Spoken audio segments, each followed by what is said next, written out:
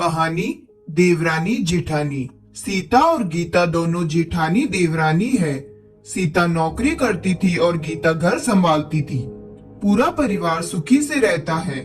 सास ससुर दोनों के दो दो बच्चे, कुल 10 लोगों का परिवार है। कई सालों बाद दोनों की बुआ सास कुछ दिन वहाँ रहने आई। सुबह उठते ही बुआ जी ने देखा सीता जल्दी जल्दी अपना काम निपटा रही थी। गीता ने सबका नाश्ता टिफिन बनाया, जिसे सीता ने सबको परोसा, टिफिन पैक किया और चली गई ऑफिस। गीता ने फिर दोपहर का खाना बनाया और बैठ गई थोड़ा सास और बुआ सास के पास। बुआ जी से रहा नहीं गया, बोली, छोटी बहू तेरी जेठानी तो अच्छा हुक्म चलाती है तुझ पर। सुबह से देख रही हूँ रसोई घर में तू लगी है और वो महारानी दिखावा करने के लिए सबको नाश्ता परोस रही थी, जैसे उसी ने बनाया हो। गीता और सास ने एक दूसरे को देखा। गीता बोली, नहीं ऐसी कोई बात नहीं है बुआ जी। बुआ जी बोली, तू भोली है पर मैं सब समझती हूँ। गीता से अब रहा नहीं गया और बोली, बुआ जी आपको सीता दीदी का बाकी सबको नाश्ता परोसना दिखा, शायद ये नहीं दिखा कि उन्होंने मुझे भी सबके साथ नाश्ता करवाया। मुझे डांट कर पहले चाय पिलाई, नहीं तो सबको खिलाकर और टिफिन पैक करने में मेरा नाश्ता तो ठंडा हो चुका रहता, या मैं खाती ही नहीं। दीदी सुबह उठकर मंदिर की सफाई करके फूल सजाकर रखती है, तो मम्मी जी को पूजा करने में अच्छा लगता है।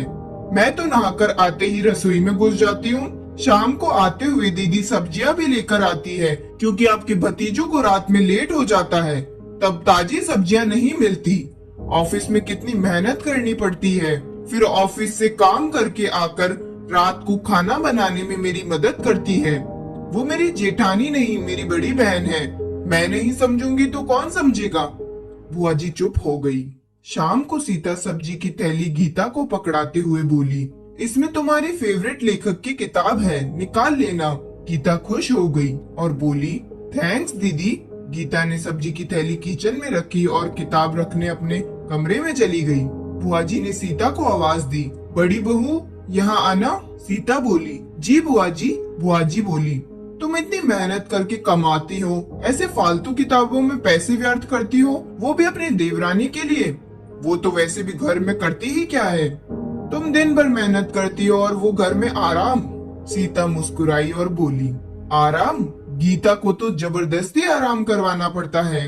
सुबह से बेचारी लगी रहती है, किचन में सबकी अलग अलग पसंद, 4 बच्चों का टिफिन सब बनाती है, वो भी प्यार से।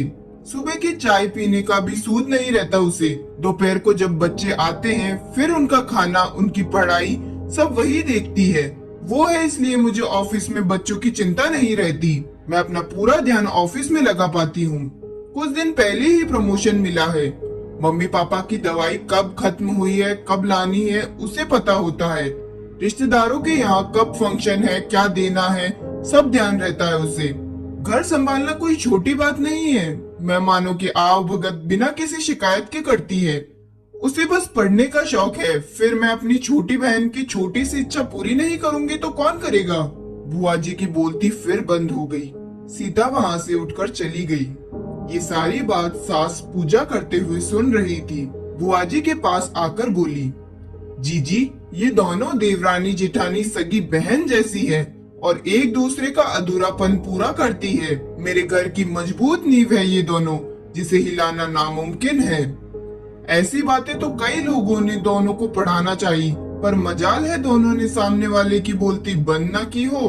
और सास मुस्कुरा दी। बुआ जी की बोलती अब पूरी तरह बंद हो गई। देवरानी जेठानी का रिश्ता होता ही ऐसा है। मायके से ससुराल में आने के बाद कोई परेशानी आने पर दोस्त समझकर जिसे अपना पूरा हाल समझाए, वह देवरानी जेठानी होती है। देवरानी जेठानी के बहुत सुने हैं ताने, मगर इन दोनों देवरानी जेठानी के रिश्ते को सब जाने। अगर यह कहानी आपको पसंद आए तो वीडियो को लाइक करें और चैनल को सब्सक्राइब जरूर करें। धन्यवाद।